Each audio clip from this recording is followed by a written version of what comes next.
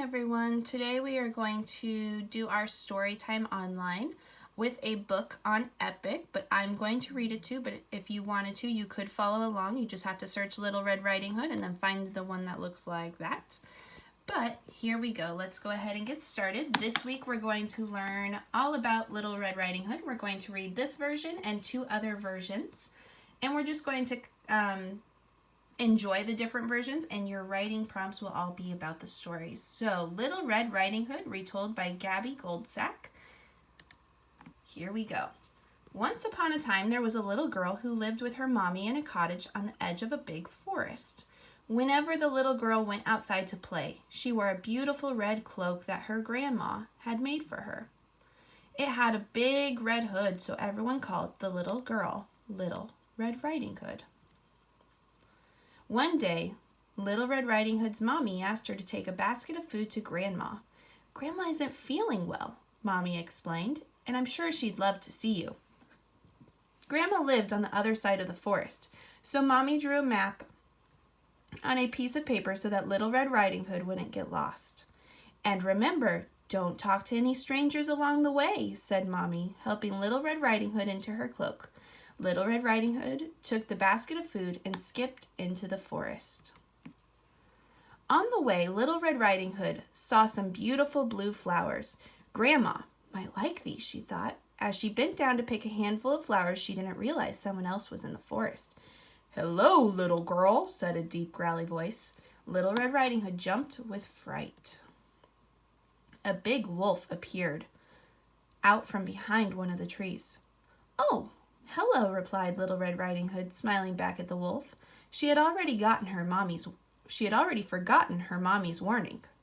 "Where are you going?" growled the wolf. "I'm visiting my sick grandma, who lives on the other side of the forest," Little Red Riding Hood explained.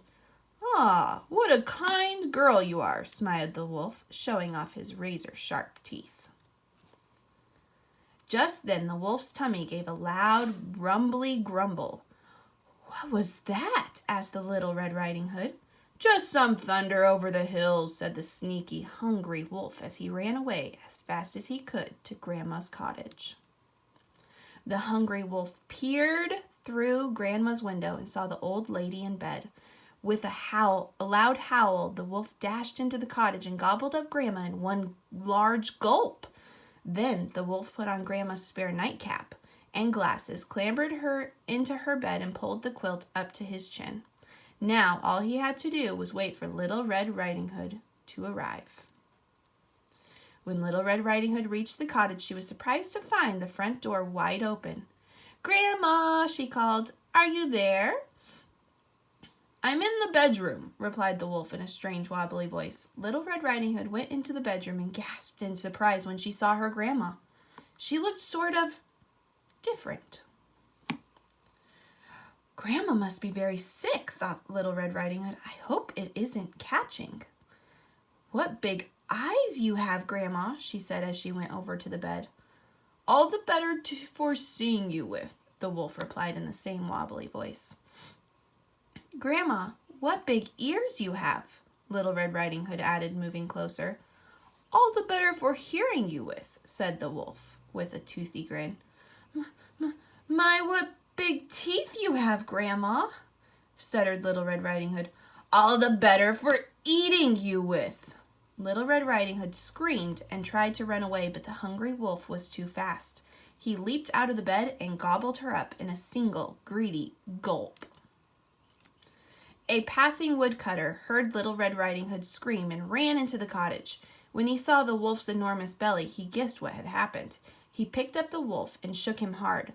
Little Red Riding Hood and Grandma flew out of the wolf's mouth. Luckily, they weren't hurt, but they were very cross, which means they were very angry. Grandma, Little Red Riding Hood, and the woodcutter chased the wolf into the forest and over the hill.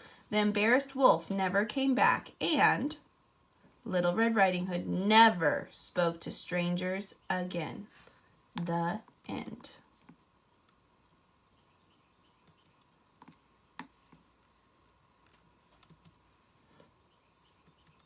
All right, well, let me click finish book.